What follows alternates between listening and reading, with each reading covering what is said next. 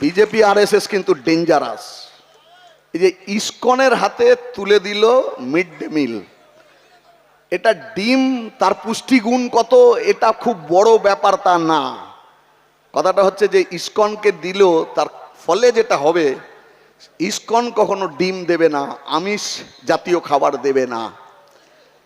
Mid day meal worker আছে, mid day meal চালাচ্ছে সরকার, কেন্দ্রীয় প্রকল্প, এটা সরকারের দায়িত্ব। ইসকন ধর্মকর্ম করে, তাহলে যারা ধর্মকর্ম করে তাদেরকে সরকার চালানোর জায়গায় নিয়ে আসা হচ্ছে কেন? আর সরকার যাদের চালানোর কথা তারা ধর্মকর্মের মধ্যে ঢুকে পড়ছে কেন? তাহলে যার যেটা করার কথা সেই জায়গা থেকে যদি তার ভিন্নতা দেখা যায় তাহলে বুঝতে হবে যে এর পেছনে অন্য কোনো কারণ আছে। কিছু মানুষ নিরামিষাশী, খুব ভালো। উত্তর ভারতের মানুষ একটু বেশি নিরামিষাশী পরিমাণে। নাগপুরওয়ালারা আরএসএস বিজেপির কর্মকর্তা, বড় নেতা, এরা নিরামিষাশী, খুব ভালো। আমাদের অনুষ্ঠান বাড়িতে এই জন্য পনির কোপ্তা রাখা হয় আলাদাভাবে, যে কেউ যদি নিরামিষাশী হয়, মাছ মাংস না খায়, ওটা খাবে, কোনো প্রবলেম নেই। কিন্তু তোমার অভ্যাস, তুমি গোটা দেশের মানুষের খাদ্যাভ্যাস পরিবর্তন করে চাপিয়ে দেবে, এটা কি করে মেনে নেওয়া যাবে? আর এইটা করবার জন্যই তুমি ইসকনকে নিয়ে এসছো, অন্য কোনো কারণ না। বোঝা যায়? যাদেরকে দিয়ে ইসকন করাবে তাদের বিরুদ্ধে গোটা দেশে যেখানে যেখানে চালাচ্ছে বিজেপি সরকার তৈরি হয়েছে, তারা চালাচ্ছে, তাদের বুড়ি বুড়ি অভিযোগ আছে। কর্ণাটকে তদন্ত হচ্ছে, এইটা নিয়ে বিতর্ক চারিদিকে। তাহলে পেছনে লক্ষ্যটা হচ্ছে কি, যে এক রকমের গোটা দেশ জুড়ে সংস্কৃতি থাকবে, এক ধর্ম, এক ভাষা, এক জাতি, এক বিধান, এক খাদ্যাভ্যাস, এক বেশভূষা, এমনকি এক দেবদেবতা, ধর্মীয় রীতি, এইখানে নিয়ে আসবার জায়গায় যাচ্ছে। এটা ডেঞ্জারাস।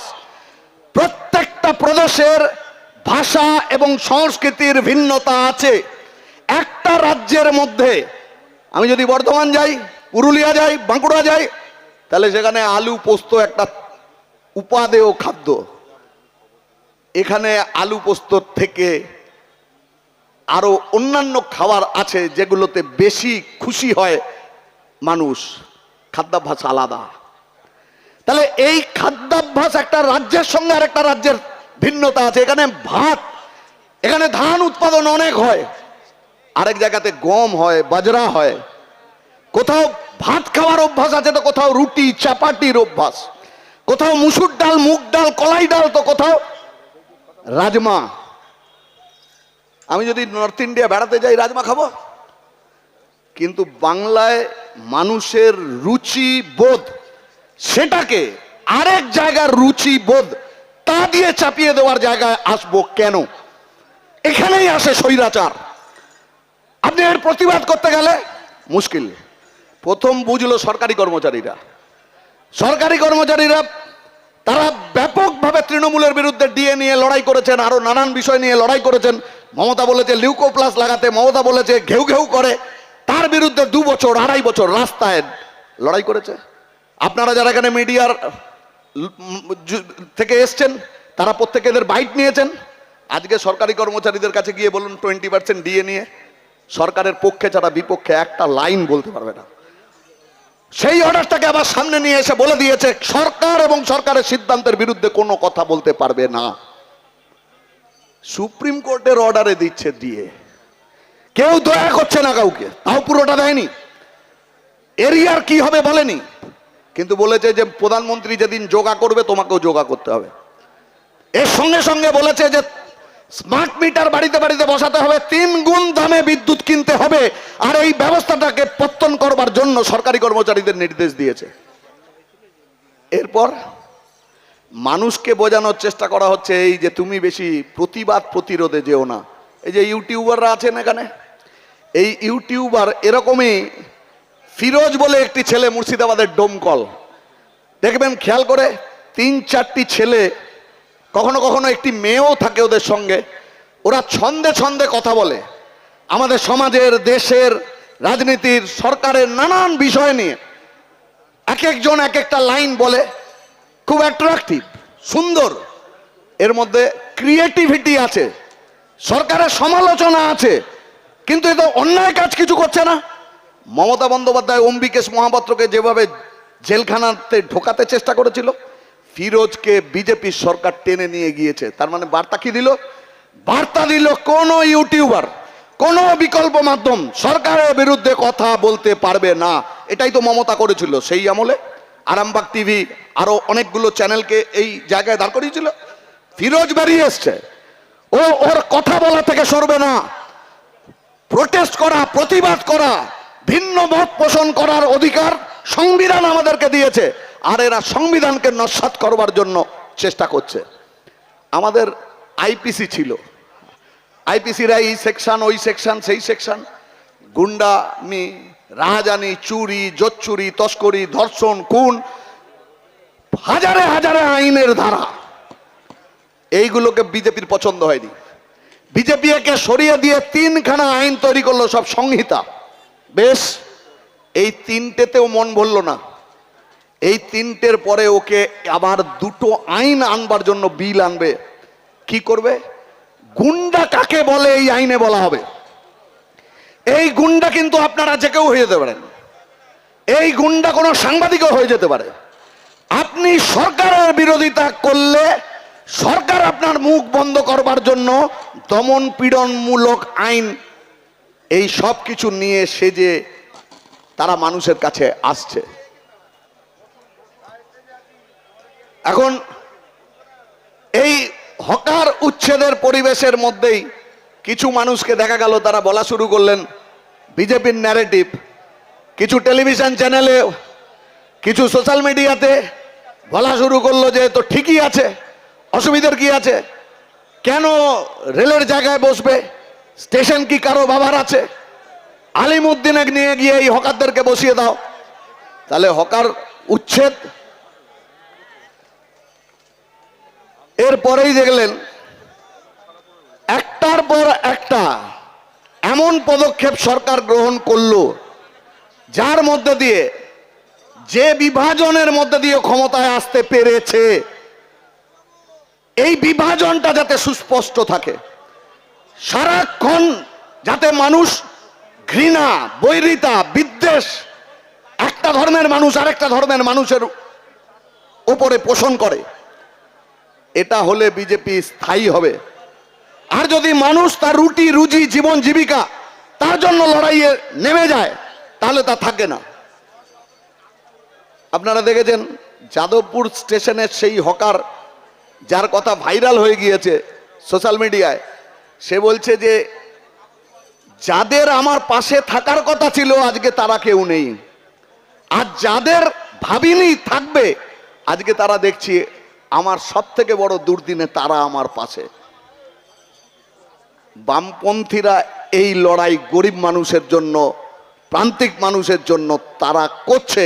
সেটা হকার হোক, বস্তিবাসী হোক, তার জীবনের অধিকার, বেঁচে থাকবার অধিকার, আশ্রয়ের অধিকার, তার উপার্জনের অধিকার, চুরি জোচ্চুরি না করে মানুষ মেহনত করে দিন রাত পরিশ্রম করে যে রোজগার করে তার পরিবার চালাচ্ছে, এই অধিকার কেড়ে নেওয়ার চেষ্টা সরকার যখন করছে তার বিরুদ্ধে আমরা নামছি। ও লাইনে দাঁড় করিয়ে দিয়েছে মানুষকে। তৃণমূলের সরকারের থেকে কি আলাদা? তৃণমূল লক্ষ্মীর ভান্ডার দিয়ে ছবি এঁকে বলতো যে আমি লক্ষ্মীর ভান্ডার দিচ্ছি, ভোট দাও। আরে লক্ষ্মীর ভান্ডারের জায়গায় অন্নপূর্ণা ভান্ডার। তৃণমূল বলতে দেখো আমার সরকার তোমার দুয়ারে, তাহলে দুয়ারে সরকার। আর এ বলল কি নাম দিয়েছে? হ্যাঁ, জনকল্যাণ শিবির। আলাদা কিছু হলো? তাহলে একজনের দুয়ারে শিবির, দুয়ারে সরকার, সেটা হলো জনকল্যাণ শিবির, আর লক্ষ্মীর ভান্ডার হলো অন্নপূর্ণা ভান্ডার। এবার এইখানে সরকার রোজ স্পষ্ট করে দিচ্ছে যে সবার কাজ এখানে, সবাই এই ভাতাটা পাবে না। আমাদের খেয়াল রাখতে হবে পাড়ায় পাড়ায়, এলাকায় এলাকায় ধর্ম, জাতিগত পরিচয়, পরিচিতি, তার উপরে ভিত্তি করে প্রান্তিক অংশের মানুষ, দুর্বল আর্থিক অবস্থার মানুষ, রাজনৈতিক মতের কারণের জন্য কোনো মানুষকে যাতে বিজেপির এই সরকার বঞ্চিত করতে না পারে। আবার একটা লড়াইয়ের ক্ষেত্র আমাদের জন্য প্রস্তুত। সরকার, তৃণমূল মনে করতো কালীঘাটের টাকায় চলে, তারপরে একদিন বুঝলো যে কালীঘাট তারা মালিক নয়।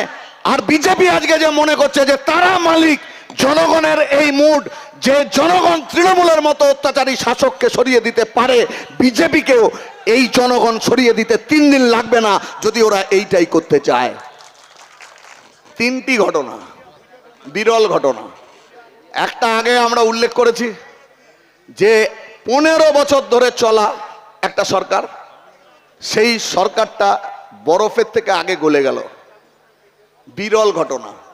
দ্বিতীয় বিরল ঘটনা হচ্ছে একটা পার্টি ক্ষমতায় চলে এলো যার নিচে কিছু নেই।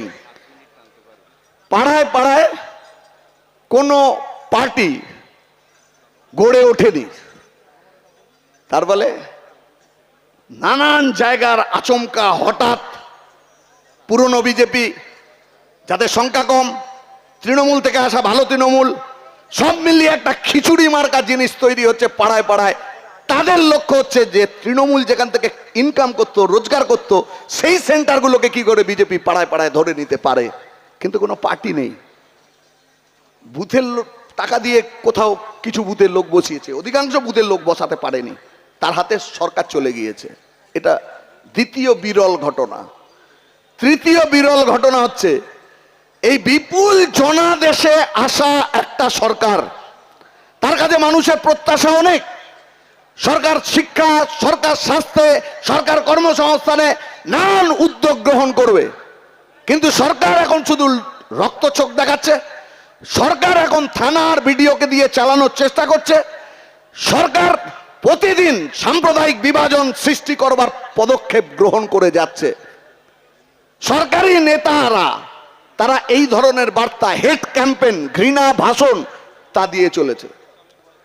আর এই সব কিছু কর্মকাণ্ডের মধ্যে দিয়ে এই 1 মাস 1.5 মাস সময়ের মধ্যে এত পরিমাণ মানুষ বিজেপির বিরুদ্ধে, বিজেপির কারণে গেছে, এটাও বিরল ঘটনা যে এত বিপুল জনাদেশে সমর্থনে আসা কোনো পার্টি এর আগে এত কম সময় তার বিরুদ্ধে মানুষকে নিয়ে যেতে পারেনি। দম্ভ কখনোই ভালো না। তৃণমূলের মধ্যে সেই দম্ভ তৈরি হয়েছিল, মানুষকে মানুষ জ্ঞান করতো না, চুরি করছে, জোচ্চুরি করছে, খারাপ কাজ করছে। কিন্তু এই সব করবার পরেও সে ব্যাপারই তার আলাদা। বিজেপি একেবারে শুরু থেকেই সেই জায়গা করতে চায়। নিচে এখনো সবটা তৈরি হয়নি, কিন্তু ওপরের নেতাদের ভঙ্গিমা, কথাবার্তা, মনোভাব, আচরণ সেটাই। আমাদের এই গণতান্ত্রিক ব্যবস্থা যদি থাকে, তার আগে যদি বিজেপি কমপ্লিটলি গণতান্ত্রিক ব্যবস্থাটাকেই ধ্বংস করে দেয়, সংবিধানটাকেই বদলে দেয়, এটা যদি কমপ্লিটলি পুরোপুরি একটা স্বৈরাচারী সরকার, একটা স্বৈরাচারী রাজত্ব কায়েম হয়ে যায়, সেটা আলাদা কথা। যদি সেটা না হয় তাহলে এইটা মাথায় রাখবেন, এমার্জেন্সি জারি হয়েছিল। ইন্দিরা গান্ধীও অনেক জনপ্রিয় নেত্রী ছিলেন, অনেক শক্তিশালী নেত্রী ছিলেন, এমার্জেন্সি জারি করেছিলেন। তারপর কংগ্রেসকে পরাজিত হতে হয়েছিল, ইন্দিরা গান্ধীকে হারতে হয়েছিল। মমতা বন্দ্যোপাধ্যায় হারলেন। গত 24 সালের ভোটে নরেন্দ্র মোদীকে 2 বার ঠক্কর খেয়ে হারতে হারতে জিততে হয়েছে। এখন উনি বিজেপি কোনো সাধু সন্ত পার্টি না, সব থেকে প্রতারক পার্টির একটি, সব থেকে বড় প্রতারক পার্টি হচ্ছে বিজেপি। একটার পর একটা পার্টিকে ভাঙাচ্ছে। ওর 240-এ আটকে দিয়েছিল। ও যে বিল পাস করাতে চেয়েছিল, পাস করাতে পারেনি সংখ্যাগরিষ্ঠতার অভাবে। তাহলে ওর কোনো নৈতিকতা কিচ্ছু নেই। কিসে আসে লোকে? মমতা বন্দ্যোপাধ্যায় বলতেন যে অনুপ্রেরণাতে আসছে, তখন লেখা হতো অনুপ্রেরণায়, দিদির অনুপ্রেরণায় আমি যোগ দিলাম তৃণমূলে। তারপরে বলা হতো তৃণমূল থেকে বিজেপিতে যাচ্ছে যখন অক্সিজেনের অভাবে যাচ্ছে। সবাই বুঝছে পর্দার আড়ালে কিসের লেনদেন হচ্ছে, কি লেনদেন হলে একজন এমপি এনসিপিআই এ যায়, কি লেনদেন হলে উদ্ধব শিবসেনার এমপিরা তার আরেকটা শিবসেনাতে, এক্সিন্ডেস শিবসেনাতে ঢুকে পড়ে। আর এর পেছনে কলকাঠি নাড়ানোর বিজেপির মাতব্বরটা কে, সবাই বুঝছেন। তাহলে কোনো স্বচ্ছ সুন্দর নীতিগ্রস্ত রাজনৈতিক দল এই কাজ করতে পারে না। তার ফলে আজকে মানুষ তার নিজের অভিজ্ঞতার মধ্যে দিয়ে এটা বুঝেছেন, তৃণমূলকে যে মানুষ সরিয়েছেন এই মানুষই তার জীবনের অভিজ্ঞতা থেকে অল্প সময়ের মধ্যেই বোঝা শুরু করেছেন যে বিজেপি কি। আমাদের লড়াইয়ের জায়গাটা নিয়ে আসতে হবে হচ্ছে গরিব মানুষ, কৃষক, ক্ষেত মজুর, ভাগ চাষি, ইটভাটা শ্রমিক, টোটো চালক, অটো চালক, অসংগঠিত শ্রমিক, হাজারো রকমের পেশার, ছাত্র, যুব, মহিলা, নানান অংশের মানুষকে ঐক্যবদ্ধ লড়াইয়ের জায়গায় নিয়ে আসা। আর এই নিপীড়িত, অত্যাচারিত, শোষিত অংশের মানুষ যদি ঐক্যবদ্ধ হয় তাহলেই বিজেপিকে সে যতই চেষ্টা করুক না কেন, ডাবল ইঞ্জিনের যাই হর্স পাওয়ার লাগাক না কেন, সব হর্স পাওয়ারই উল্টে দেওয়ার মতো ক্ষমতা মানুষের কাছে যে হর্স পাওয়ার আছে তা দিয়ে সম্ভব। কাজেই সেই ব্যবস্থা করবার জন্য আমাদের পার্টিকেই গ্রামে গ্রামে, শহরে, পাড়ায় পাড়ায় মানুষের কাছে যেতে হবে, তাদের সংগঠিত করতে হবে। 27 লাখ লোককে বাদ দিয়েছে, এদের বাড়ি আমাদের যেতে হবে। কার নাম বাদ গেছে, ট্রাইব্যুনালে কারা আবেদন করেছে, তাদেরকে নিয়ে আমরা আলাদা শিবির হবে এবং তারপরে এক আন্দোলন সেটা জারি থাকবে, আরেকদিকে আদালতের লড়াই সেটাও চলবে। এই দুয়ের সংমিশ্রণে আমাদের আগামী দিনে পথ চলতে হবে।